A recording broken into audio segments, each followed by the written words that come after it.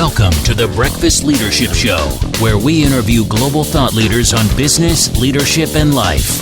Here's your host, keynote speaker, best-selling author, and chief burnout officer of the Breakfast Leadership Network, Michael Levitt.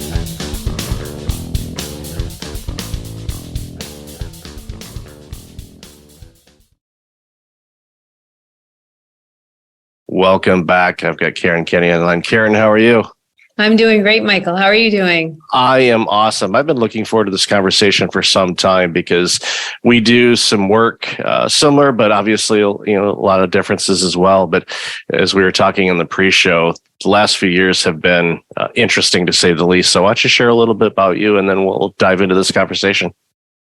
Sure. Well, right now I'm CEO of a company called Evolve Leadership, and we do executive coaching and development, training. We do one-on-one coaching, but we also do, or I should say also team-on-one coaching, but we also do workshops, but really focusing on a holistic approach to leaders, not just looking at it's the brain and the heart and the body. We recognize that well-being and leadership are inextricably linked, and that we have to look at the whole person, but came to this through I remember learning a bit about your background, not just this set trajectory or linear path. And I think mine was similar, where I've worked in communications and high tech, and but lost a husband ultimately to a mental illness, and co-founded a company focused on digital health coaching programs for people with mental health and behavioral health issues.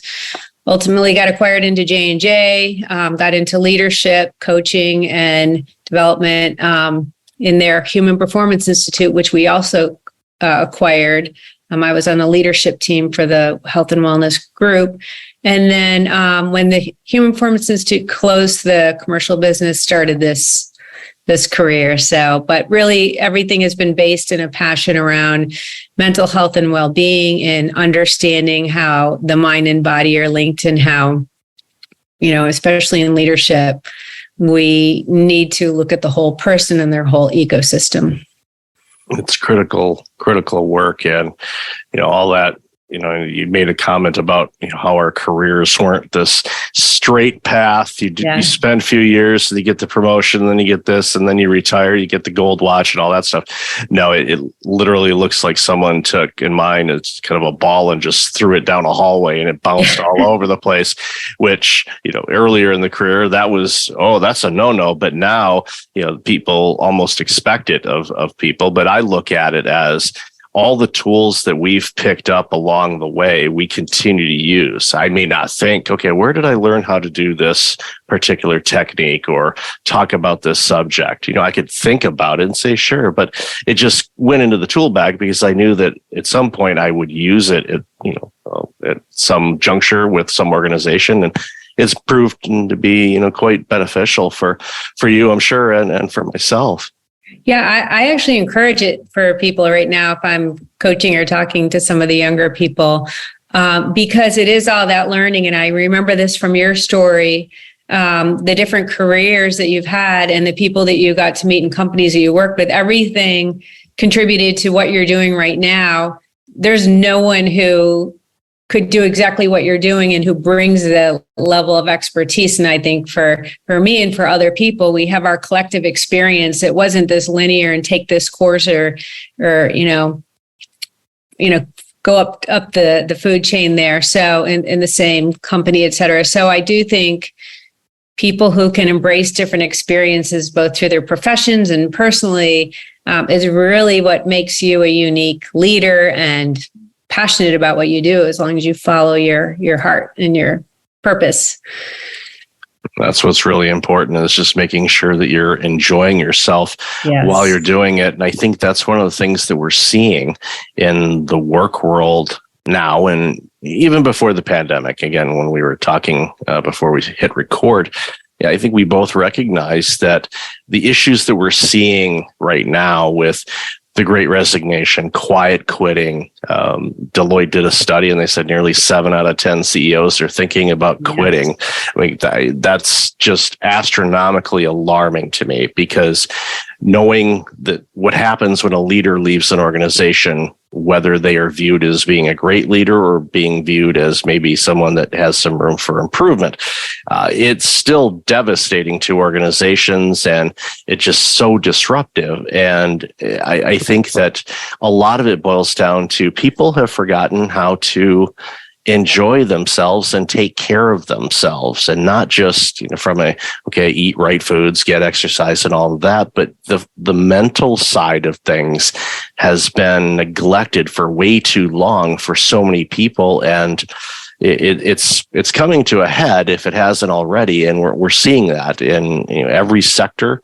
There's people that are struggling with the work that they're doing. They're burning out, they're quitting, they're quiet quitting, they're moving on to a different organization thinking it will be different. Spoiler alert, not likely. Yeah. But the grass, I have a few sayings about the grass is always greener. One is more negative, and the grass is greener on the other side, but what's underneath that grass? Is it a septic tank? Is it, what's under there?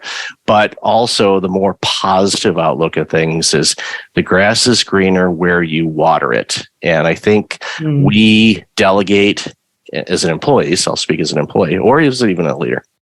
We delegate our well-being and our happiness and our joy and fulfillment to external things instead of internal things.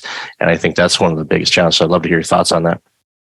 Yeah, well said. I completely agree with that. I think with regard to your first point is people were already struggling before the pandemic. It just exacerbated it.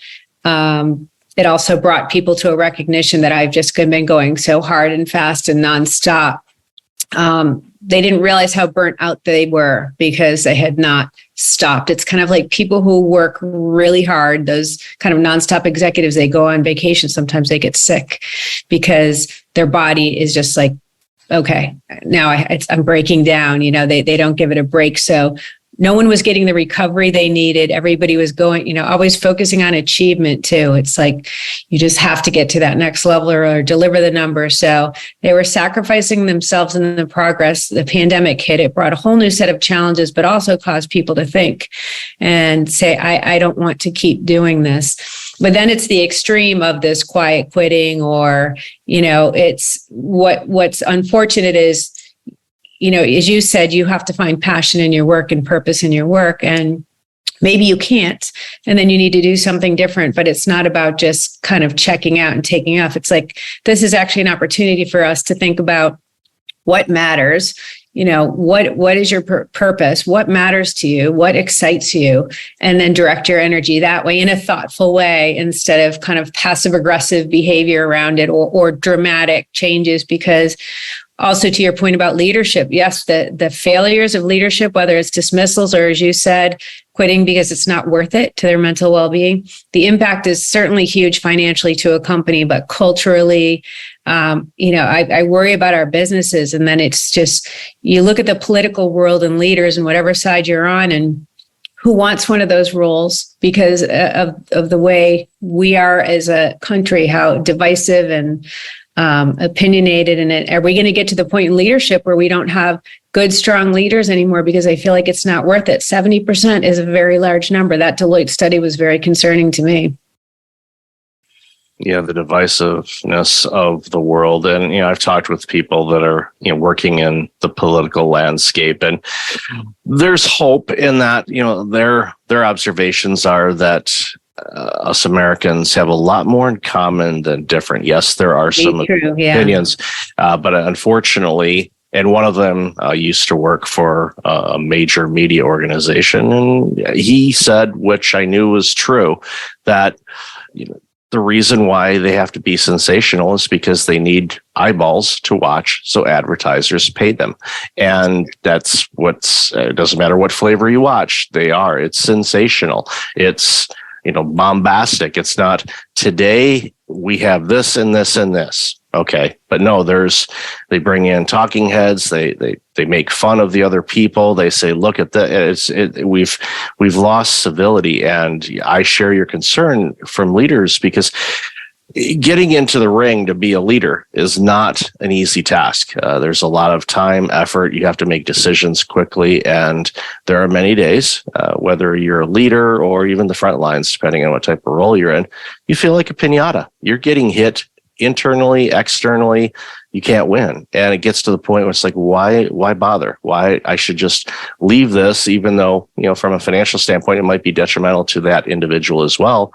But we've seen that. We've seen a lot of people, especially after the pandemic, walk away from roles that were paying more and taking a role that they felt was more in line with, the amount of stress that they want to put into it. But again, I think that's where sometimes some short-term thinking kicks in, and you're not doing the deeper work and saying, okay, well, why was this stressful for me? Why did this bother me? Because if you don't do that work, then, the greener grass comment that I made earlier will continue to happen. You just bounce around and you go, eventually you're going to have to look in the mirror and go, okay, the common denominator in all this situation is me. Yeah. And that's difficult for people to look in, because unfortunately we tend to be our worst judges on the decisions we make. The good ones, we're like, oh yeah, I was good on that. I was smart. But the bad ones, wow, we beat ourselves up pretty hard. Yeah, we're good storytellers for sure, about why we can or can't do things or why they can't happen. So I do agree with you. It's got to be about taking accountability and responsibility. I think it's also kind of going back to the purpose piece of,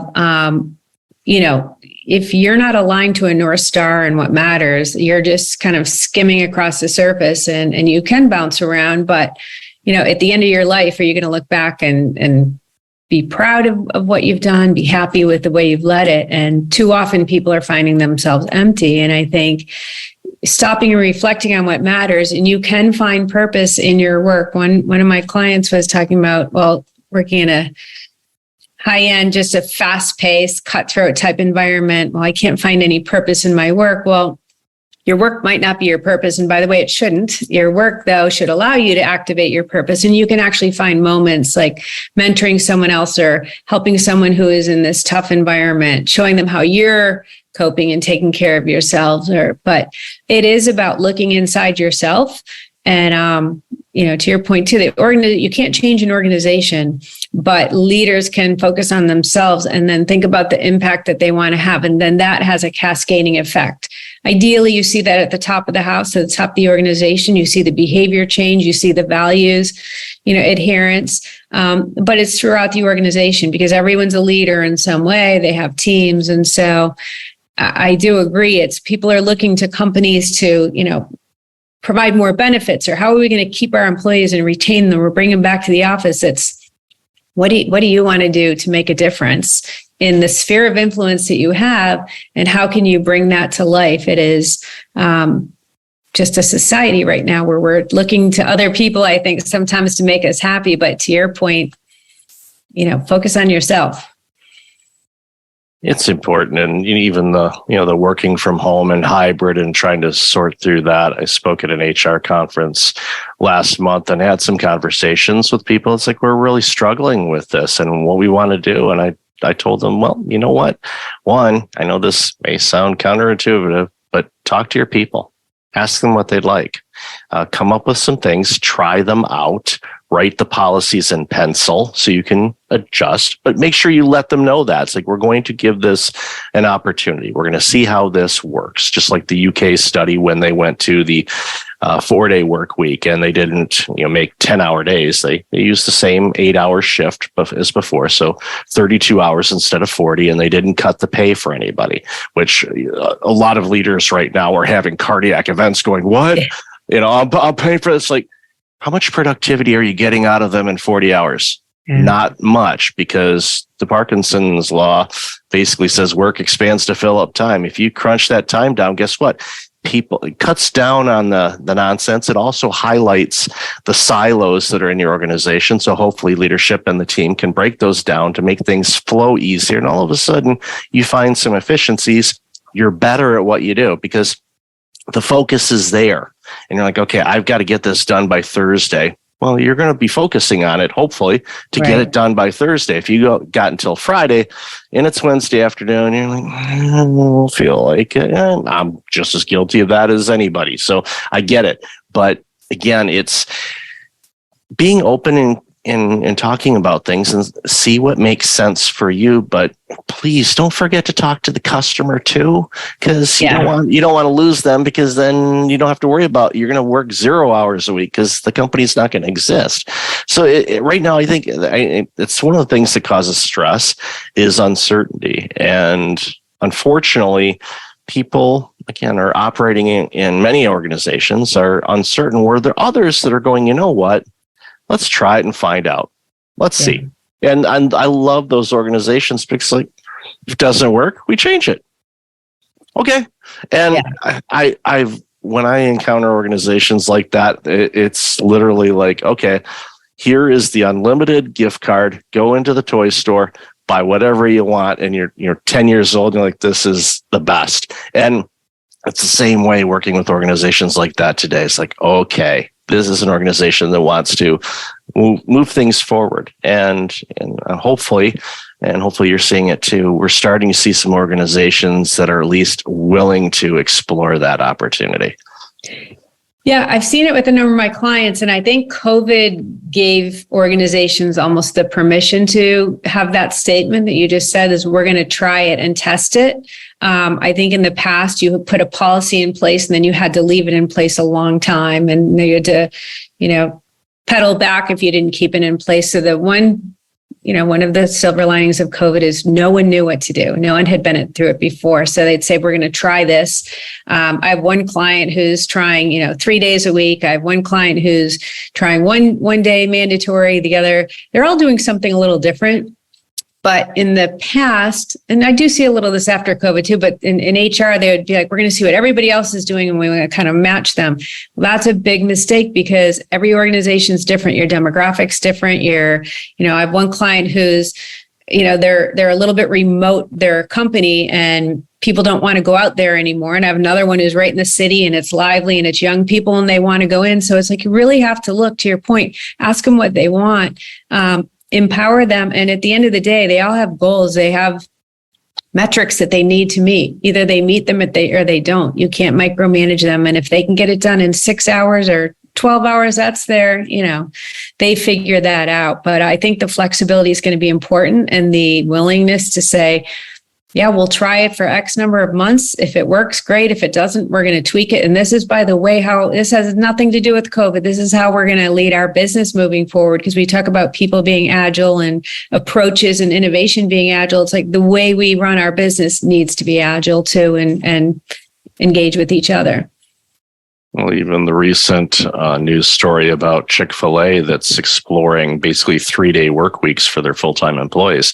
And they're working 13 or 14-hour shifts, which is a long day. Yeah. But on that flip side, they have 4 days off. And for some people, that may be very enticing. And I know they had a big surge in applications because they were, like many situations in certain industries, they've had a difficult time recruiting and retaining people. So I give them credit for trying something out of the box, and again, give it a shot and see what happens. And it'll be interesting to watch, because again, other industries may look at that if they're having similar problems. Say, okay, well, we put in 4 10-hour days, which we've seen before. Healthcare, of course, has 12-hour shifts. There's all these things that are coming into play. And right now, how I look at it, and I'm guessing you might see it the same way or may have a different viewpoint on it, but a lot of the things that we're seeing in the evolution of how we work, I think these things would be coming into play probably in the next 10 years or so. But, to pick on COVID again, it basically hit the fast forward button. So, on your video screen where you can go down and change the speed to 2x, I think they went down to like 6x in some areas. So there's some things that we weren't anticipating to see before 2030, and we saw them by the summer of 2020. So it's been dizzying, I think, for many organizations. And your point a moment ago, I wholeheartedly support. It's like, we've been used to looking over at the other desk and seeing what the other person's writing down for the answer. And it's like, no, just, figure out what's the best for you, because, my company is different than your company, which is different than my colleague down the street's company. And you could have two different franchises that are completely different, and even franchises that are the same, even though they have policies and procedures and guidelines. How they run things can vary. So it really, I guess the message I want to relay to everybody is give it an opportunity, try something new, because what we're seeing isn't working as well or at all in many instances. And we have to be a little bit more creative. I look at this as an opportunity. And I know as tragic as what we've endured over the last few years with loss of life and inability to do certain things or go places or supply chain issues, all the things that we hear about day after day, I think it is an opportunity for us to say, okay, if we could redesign this, what would we make it look like? And this is not something that easily comes. If anybody's paid attention to business or marketing classes back in college, not something that's easily done to reshape something. So I hope that organizations take advantage of it and design things that's the best for their customers and for their people too. Yeah, I agree. I think it's a great leadership opportunity. It's a challenge. It's a push out of your comfort zone, but in a good way, something we should all be doing anyway. So I think it's a permission to do so in many cases, because no one has the answer right now. And it'll be a long time before we have all these case studies of really understanding what worked. And I think that we'll find what you and I are just talking about is that there wasn't one thing that worked, that there are going to be very different solutions, and kind of changes the way we look at business and leadership. It's an exciting time for sure. So Caren, I've loved this conversation. Where can people find out more about you and all this amazing work you're doing? I'm on LinkedIn, so that's one way, or just really reach out via our website, evolveleadership.com. So I would love to hear from anyone. We'll definitely have that in the show notes. So Caren, thank you again for this amazing work you're doing. You're making leaders better, and we as a society benefit from that. So thank you again for being on the show today. Thank you for having me, Michael, and great work that you're doing. Keep going. Thank you. Thanks for listening to the Breakfast Leadership Show, part of the Breakfast Leadership Network. Visit breakfastleadership.com for tips on empowering your business and your life.